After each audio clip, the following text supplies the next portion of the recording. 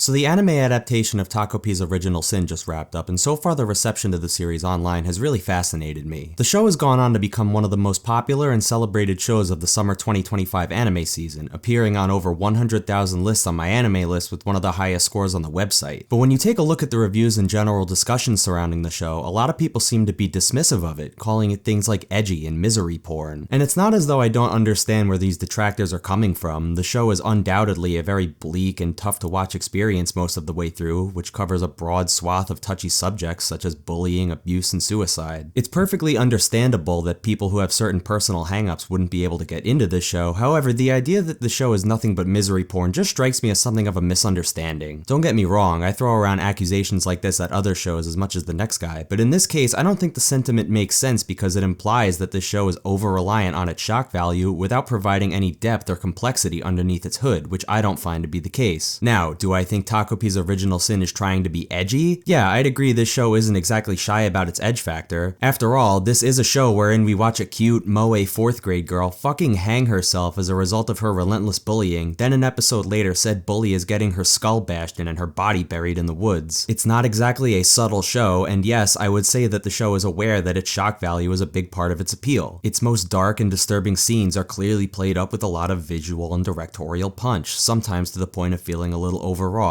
But the question that I want to ask all of you is, does this really undermine the core messages of the show? Personally, I think that while it may be a little uneven, Takopi's Original Sin has a real sincere message about the ways that abuse can deform its victims in ways they may not fully understand, especially at a young and impressionable age, and how breaking the cycle of abuse can come from finding the inner strength to develop empathetic human connections. In spite of being centered around the misfortunate travels of an alien octopus creature from Happy Planet, the show manages to portray one of the most realistic and grounded depictions of emotional suffering I've seen in anime, even if it's a little rough around the edges at times. If this show's edginess is in service of making a real genuine point, then personally I welcome it. I don't think it's necessarily fair to dismiss this show on the basis of its edginess when there have been plenty of anime that overly rely on their shock value in cheap ways without exploring the intricacies of their darker themes. Let's take a look at another show which is also centered around themes of abuse and suffering as an example. Mahou Shoujo Sight is a Madoka Magica inspired dark magical girl anime from 2018 which follows Aya Asagiri, a young high school girl who is persistently bullied by her classmates at school, only to go home and have the shit kicked out of her routinely by her older brother, causing her to develop suicidal tendencies. One night, a mysterious website called the Mahou Shoujo Site recruits her as a magical girl, equipping her with a teleportation gun which unintentionally causes the death of 2 of her bullies. From there, Aya teams up with more of the magical girls in order to survive and uncover the truth behind the website and the fated apocalypse that's set to occur. Mahou Shoujo Site not only contains a lot of the same themes that Takopi's Original Sin does, but it also uses a lot of the same narrative tools which that show does, such as giving the main character an animal companion which is eventually killed for the purpose of reinforcing the suffering the characters are forced to go through, and equipping them with alien or otherwise otherworldly technology by which they use as a shortcut for solving their problems. But while these shows might have a lot in common on their surface, there's a fundamental difference in approach between the two series which causes them to feel completely unlike one another, namely that Mahou Shoujo Site doesn't have any interest in setting up a realistic depiction of the suffering that Aya goes through. Her bullies are comically over the top and ridiculous, and their characters are never expanded upon beyond is a cartoonishly evil bully. Instead of taking some time to explore what kind of underlying traumas they may have or what abuse of their own they may have endured which might help us understand why they treat Aya the way they do, the series forgoes the need for any important development in order to spend more time beating down on Aya. They actually do give a really ham-fisted reason for it later in episode 4, which mostly just feels like it's there to hand-wave anyone wondering why this was going on in the first place. They started bullying Aya because she was too shy to thank one of the girls for helping her out in class, I guess? It's not very convincing. It doesn't really seem like they have any sort of genuine reason for bullying Aya, they just do it because the narrative requires that there is in fact bullying in our dark and fucked up anime. And as for the brother, he might as well be a mustache-twirling cartoon villain. He's a completely overblown sadistic asshole who can apparently only get his rocks off by beating the ever-loving fuck out of his little sister. There actually is some exposition about how his need to blow off steam comes from cracking under the pressure of the expectations his father has placed on him, but it's hard to take him seriously when he's constantly screaming and contorting his face in ways that only the campiest of anime can provide. Going beyond her abusers, becoming a magical girl also comes with its own set of problems for Aya, as each time she's forced to use her weapon, not only does she cry literal tears of blood, but her lifespan also shortens significantly, and at one point the girls speculate that if they keep using their weapons at a similar rate to how they've been doing so far, they won't live to see past their teenage years. One of of the magical girls is actually going around killing the others in order to steal their weapons for the mysterious bad guys, creating yet another source of anxiety for Aya. And just in case this wasn't enough, the fucking apocalypse is happening anyway, pretty much fraying away any last shreds of hope these characters may have been clinging onto. Now, it's not as though Maho Shoujo Site is attempting to set up a realistic portrayal of abuse and suffering and failing to do so, but rather that it's using these themes as window dressing to help sell its main course, which is a schlocky, over-the-top action series featuring a bunch of cute anime waifus whose suffering is meant to turn on your brain's protection instincts. The show's lack of attention to detail in its handling of its themes, while intentional, leaves them feeling exaggerated and sensationalized. And that's totally fine, by the way. Schlock can be a lot of fun if it's executed right. In case it seems like I'm picking a low-hanging fruit or something, I want to make it perfectly clear that I don't think any of these elements are like an objectively bad thing, because I don't believe in that shit, and it's perfectly reasonable that a lot of people might get some enjoyment out of this show. The point I'm trying to make here is that I've seen misery porn before, and Takopi's Original Sin ain't that. Like I said, this show isn't necessarily a 100% airtight viewing experience. There are some logical inconsistencies, like how none of Shizuka's teachers seem to notice that she's being bullied, even though there's writing all over her desk and bag, which should serve as an immediate, obvious red flag. At times, the portrayal of its adult characters, while they do a good job representing the catalyst behind the cycle of abuse, can feel a bit excessive, like when Marina's mom completely flies off the handle over some petty shit in episode 5. There's some confusing timeline shenanigans and a twist towards the end which don't really make a whole lot of sense when you think about it, but I think that beyond its rough patches, Takopi's Original Sin still manages to depict its bleakness in a very genuine human way, and I think it earns its pathos as a result. Right from the beginning, this show establishes that it's not going to be a pleasant viewing experience. The majority of its first episode is dedicated to showcasing the torment that Shizuka goes through and the results of said torment in as much brutal and difficult to watch detail as possible. But what separates this show from your average agony-fixated cheese fest is that it takes the time to establish the main roots of the character's trauma in order to give the viewer a solid understanding of why the characters act the way that they do. At the end of the first episode, it's revealed that Marina, the spearhead of Shizuka's bullying, is growing up in a broken home due to her father becoming estranged with the family over spending time with Shizuka's escort mother, causing Marina's mother to become physically abusive with her. Not knowing how to process the trauma she's been burdened with, Marina vents her stress by taking it out on Shizuka, the daughter of the woman who's broken up her family dynamic, wielding violence as a tool because she's learned to do so as a result of her abuse at home. Shizuka is growing up in a broken home as well, as a result of her father walking out at her at a young age, leading her mother to be forced to work late nights in order to put food on the table, leaving her without any time to raise her child properly. Shizuka's traumatic upbringing causes her to become disillusioned with the world, and when her dog, Chappie, the only companion she has left to cling to, is taken from her as plotted by Marina, she finally gives up mentally, leading to her suicide. Later on, after Takopi turns back the clock enough times to land in a timeline where Shizuka lives beyond Chappie's death after she's lied to about it, suggesting that he's still alive, she reveals her emotionally manipulative tendencies by roping her classmate Naoki into helping her and Takopi cover up Marina's murder. Naoki, the only person in the story who is seemingly able to recognize what Shizuka is going through, allows himself to be easily manipulated due to a psychological need to be depended on stemming from his mother giving up on parenting him properly for not living up to the unparalleled genius of his older brother. All of the conditions under which our main trio of characters are forced to live in are all realistic and grounded, making it easy to empathize with them, even if their actions aren't necessarily justified. While it's unfortunate that the cyclical nature of abuse has led these children to end up like this, it's nonetheless understandable that they would recreate the abusive tendencies of their parents and bullies at such a young and impressionable age. What makes this show so gripping and engaging to watch is our desire as viewers to see this cycle be broken so that these kids can lead happy lives, making each grim scene that much more difficult to watch. They're visceral and uncomfortable to watch in a vacuum, yes, and the show clearly goes out of its way to portray them in as much gruesome detail as possible, but it's the emotions that are tied to the characters' actions that give them weight. The violence isn't just there for the sake of itself, it's there to accentuate the subject matter of the show, and this is what makes the themes in the show feel fleshed out and explored beyond their shock value. If I had to pick one theme which I think the show is most prominently trying to highlight, it would be the loss of innocence. None of the characters in this show were born evil, not even the brutal-ass parents, but the surrounding environment by which they've been raised in has caused their morality to become corrupted, leading to their objectionable behavior patterns. You can infer that the parents in this show must have gone through some hardship of their own at a young age, and as they've grown older, their lives have spiraled in their own unique ways. But instead of recognizing this and processing their mental weight in a healthy way, they do onto their children as they learned to do when they were that age, causing them to develop develop their own set of cynical tendencies. Ironically, I think the character that best exemplifies this theme is the most unrealistic one in the show, that being the titular alien octopus creature Takopi. Takopi is originally presented as a thoroughly uncorrupted character, who has no perception of the nuances of human adversity because the farcical utopian society which he comes from is almost completely devoid of conflict. And what little conflict there is usually gets settled with simple conversation. His naivety causes him to consistently misunderstand the emotions of those around him, as it's these emotions which are literally alien to him. He just wants to make Shizuka smile, and after her death wants to land in a timeline where he can save her. But because of his inability to correctly perceive her trauma, he's unable to cut to the heart of the matter, and his offerings amount to half-hearted solutions like using happy gadgets and fixing minor, inconsequential problems for her, like eating her lunch and giving her the correct answers in class. It's only when he experiences the abuse firsthand, when Marina kicks the shit out of him behind the school, that he finally begins to develop a sense of fear and anxiety, and it's as a result of this anxiety that he resorts, in a panicked state, to using his newfound tool of violence to kill Marina with the happy camera at the end of episode 2. And now, that camera, which was being used to reset time, is broken, forcing Takopi to live with what he's done. There's no more going back anymore. He's given into the pressure which he felt, and now he's forced to come to terms with his actions. Takopi's arc at this point in the story is all about the spiral into instability that can come from shouldering trauma. It shows us that even the purest of individuals can crumble under enough pressure without a healthy way to deal with the hardship they've had to endure. Because Takopi doesn't know what to do with the fear that he had been burdened with, he lashes out, using the very thing which caused him this fear, violence, to solve his problems for him, and the results speak for themselves. On the other side of the spectrum, you have Naoki, who feels a misguided sense of responsibility to save Shizuka from her trauma on account of her looking exactly like his mother, who he's disappointed so much. Despite being generally straight-laced and always trying to do the right thing, his desire to help Shizuka overwhelms him, and he ends up assisting her in hiding Marina's body and covering up her murder. He's so easily manipulatable that Shizuka almost gets him to confess himself as the murderer, but since his brother Junya is able to recognize that he's been acting strange recently, he confronts Naoki about what's been going on recently and saves him from confessing. Unlike Takopi or anyone else in the story up until this point, Naoki is able to find the strength to speak up about his trauma instead of bottling it up and swallowing it, and it's this courage that ends up saving him from making a life-altering mistake. It helps, of course, that he has a support system, even if that system is just one person, but Naoki doesn't even recognize his brother as support at first. He holds Junya in a lot of contempt, as he's the person who's indirectly responsible for his mother giving up on him because of Junya's perfect grades and demeanor. Naoki could have easily shrugged off Junya's support and turned himself in, but he decides instead to release the emotions he's been suppressing, and in this release he finds an empathetic human connection, ultimately saving him in the end. I view Takopi's original sin as a cautionary tale, but also a hopeful one. I think Takopi and Naoki's juxtaposed character arcs highlight what the core message of the show really is, which is more fully realized and fleshed out by the ending of the show. The main takeaway I got from the ending is that there can be an opportunity for salvation and redemption for even the most broken of people, and that recognizing what's been done to you and seeking out human empathy and a sense of togetherness is crucial in saving yourself from falling into a destructive cycle. I think this ending is going to be contentious for a lot of people. After all, it's suggested that Shizuka and Marina become friends after the timeline resets for the final time, and I can see why that would rub some people the wrong way. But the thing you have to remember is that these are kids. Kids who have been deeply scarred by their traumas and don't know how to fully process the pain of what's been done to them. And so they redirect their grief at others without considering the impact it may have. What causes them to break down the wall of tension between them is realizing that they've both been dealt a heavy burden. And in the end, it's communication and understanding each other's perspectives that helps them come to terms with their pain and bond with one another. See, if you live in this world long enough, bad things are going to happen to you. Things that are out of your control, things that aren't necessarily fair or justified. But it's in letting these things take control of our emotions that we let ourselves go astray. If we want to free ourselves from the toxic cycle of hatred and suffering, we have to find the bravery within ourselves to seek out understanding. It's not going to come from alien creatures or happy gadgets because those things aren't real. It comes from within ourselves. The main point that I wanted to get across in this analysis is that just because something has a tinge of edginess to it doesn't mean it can't provide us with any sort of intrinsic value. I like to throw the E word around as much as anyone, but I don't think it's always helpful to use it in a derogatory context. Despite being edgy, this show isn't just schlock, and I don't think it deserves to be treated as such. I know I probably don't have to play critical defense for a show that has almost a 9 on Mal at the time of this recording, but I've been seeing a lot of sentiments about about the show, which I just can't relate to at all, and so I sort of feel the need to set the record straight about a show that I enjoyed very much. It might have even been a contender for my anime of the season if not for the fact that Kyoto Animation is fucking back. But we're not talking about you today, we'll talk about you when you've wrapped up. If you want to see that video, or if you enjoyed this one, be sure to subscribe and stick around on my channel as there's plenty of great stuff airing this season that I plan on getting around to talking about. Now if you'll excuse me, I need to get back to binging the rest of Black Sabbath's catalog in honor of Ozzy. I don't really know how to end videos, so